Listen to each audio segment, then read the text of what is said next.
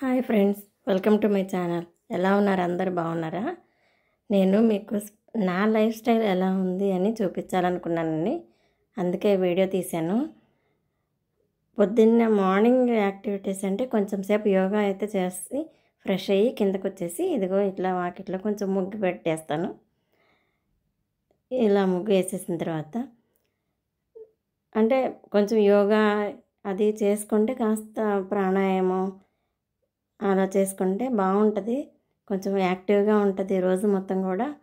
మీరు కూడా ట్రై చేయండి. చాలా అంటే చాలా బెనిఫిట్ ఉంటుంది. నాకైతే అది ఇష్టం, అందుకే నేను అది చేస్తాను. వాకింగ్ కాసేపు చేసినా చేయకపోయినా యోగా అంటే కొంతసేపు చేస్తాను. ఒక పావు గంట 20 నిమిషాలైనా చేసి కొంతసేపు ప్రాణాయామం చేసి ఒక 10 నిమిషాలు ధ్యానం చేసుకొని అప్పుడు ఫ్రెష్ అయ్యి కిందకు వచ్చేసి ఇలా ముగ్గు పెట్టేసుకొని ఫస్ట్ అయితే నేను జీరా వాటర్ తాగుతానండి. నాకు అది ఇష్టము. జీరా వాటర్ కొన్ని రోజులు ఒక 40 డేస్ జీరా వాటర్ తాగారంటే ఒక 40 డేస్ మెంతుల వాటర్ తాగేసి అయిపోయిన తర్వాత అది స్టవ్ మీద పెట్టేసుకున్నాను. జీరా వాటర్ కాగుతున్నాయి. ఇప్పుడు ఒక 5-6 రకాల డ్రై ఫ్రూట్స్ అయితే నానబెట్టుకుంటాను ఈవినింగ్ కోసం అనమాట. ఇలా నానబెట్టేసుకొని పక్కన పెట్టేసుకొని చక్కగా అవన్నీ మూతలు పెట్టేసి అయిపోయింది. ఒక పక్కన టిఫిన్ కూడా రెడీ చేసేసుకుంటాం. అలాగే టిఫిన్ కూడా రెడీ అవుతుంది. దోశ వేస్తున్నామండి ఈరోజు. ఇదిగోండి జీరా వాటర్. మనం పనులు చేసుకునేలోపు కొంచెం కాగిపోతే ఒక గ్లాస్ జీరా వాటర్లో 1 స్పూను జీరా వేసేసి ఇలా హాఫ్ కప్ అయ్యేదాకా మరగబెట్టేసేస్తాను. ఇలా తాగేసేస్తాను అనమాట. మార్నింగ్ అయితే నా యాక్టివిటీస్ ఇయ్యేనండి. అయిపోయిన తర్వాత టిఫిన్ చేసేసాను. ఇప్పుడు వంట స్టార్ట్ చేసాము. ఇదిగోండి ఈ వంటకి దొండకాయ కూర ఎలా చేస్తాను, దొండకాయ ఫ్రై మేము ఎలా చేసుకుంటామో చూపిస్తున్నాను. మీరు అది కూడా క్లియర్గా చూడొచ్చు. ఒక పక్కన పప్పుచారు పెట్టేశాను.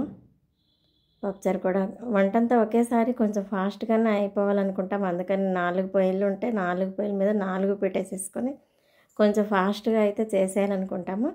నాకు మా పిల్లలు కూడా హెల్ప్ చేస్తారండి. మొత్తం కట్ చేసి ఇవ్వడము అది ఇది ఏదో ఒకటి కొంచెం హెల్ప్ చేస్తారు. ఇదిగోండి ఒక పక్కన స్టవ్ పైన పప్పుచారు పెట్టేసుకొని ఇలా దొండకాయ ఫ్రైకి పెట్టేసి ప్యాన్ పెట్టేసి ముక్కలు వేసేసి ఆయిల్ వేసేసాను సరిపడగా వేగడానికి. ఇలా సిమ్లో పెట్టి వేయించుకుంటున్నాను. ఫుల్ మంట పెడితే బాగా వేగవు కదా, అందుకోసమని. ఇదిగోండి ఇలా వేగుతున్నప్పుడు కొంచెం అంత సాల్ట్ వేసుకుంటే తొందరగా మగ్గుతాయి, పచ్చిగా లేకుండా తొందరగా వేగుతాయి అన్నమాట. ఇట్లా సిమ్లో పెట్టుకొని కొంచెం సాల్ట్ వేసేసుకొని ఒకసారి తిప్పేసామంటే చక్కగా వేగుతాయి. ఇవి వేగేలోపు ఇంకొన్ని పనులు చేసుకోవాలి కదా. ఇదిగోండి కొన్ని చిన్నులపాయలు దొండకాయలోకి కొన్ని వెల్లుల్లిపాయలు 10 రెబ్బలు తీసుకొని దంచేసి పక్కన పెట్టేశాను. ఒక పక్కన రైస్ పెట్టుకున్నాం, ఒక పక్కన ఎగ్స్ పెట్టుకున్నాం. ఇలా డైలీ రొటీన్గా చేసుకునే పనులే, కానీ ఏదో మీకు చూపించాలన్న ఉద్దేశంతో వీడియో అయితే తీశాను. మీకు నచ్చితే లైక్ చేయండి, షేర్ చేయండి, సబ్స్క్రైబ్ చేయండి. ఇదే నా లైఫ్ స్టైల్ అండి. నాకు ఇలా చేసుకోవడం అనేది చాలా హ్యాపీగా ఉంటుంది. అందుకని నేను ఇలా కొన్ని పనులు ఓన్గా చేసుకుంటాను అనమాట. ఇదివల్ల ఇందులో ఉప్పు కారం కూడా వేసేసాను.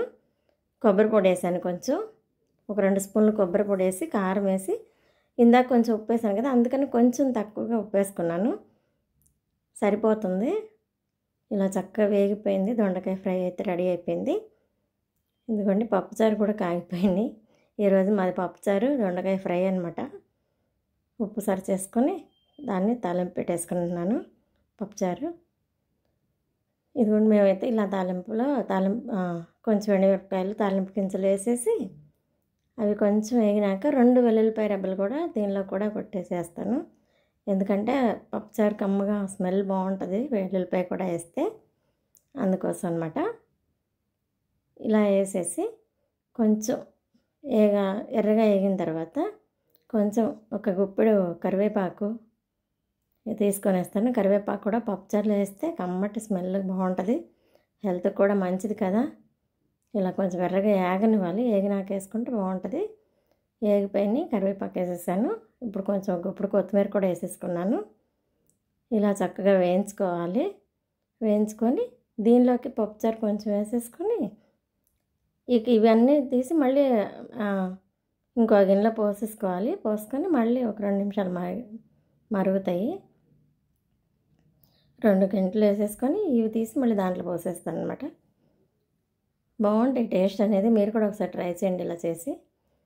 ఇలా వేసేసుకొని ఇంకొక 2 నిమిషాలు మరగనివ్వాలి. మరిగితేనే బాగుంటాయి.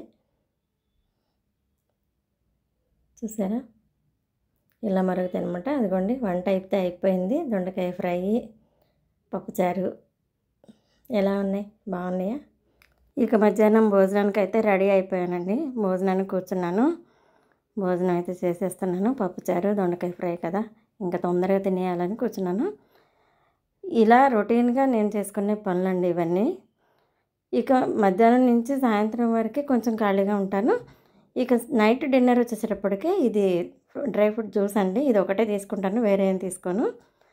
జ్యూస్లో కొంచెం పాలు వేసేసి మిక్సీ పెట్టేసేసి ఇలా ఒక యాపిల్ ఉంటే వేసేసాను. ఏదైనా ఒక ఫ్రూట్ మిక్స్ చేసేసుకొని ఇలా జ్యూస్ చేసేసుకొని ఇక ఆ జ్యూస్ని గ్లాస్లోకి వడగట్టేసేసుకొని తాగడమే. నిన్న ఈవినింగ్ అయితే ఇది ఒకటి తీసుకుంటాను. ఇంతేనండి నా లైఫ్ స్టైల్. ఎలా ఉంది? మీకు నచ్చిందా? నచ్చితే లైక్ చేయండి, షేర్ చేయండి, సబ్స్క్రైబ్ చేయండి. బోరింగ్ అయితే లేదు కదా? మీకు ఎలా అనిపించిందో కామెంట్ చేయండి. Thank you. Bye bye.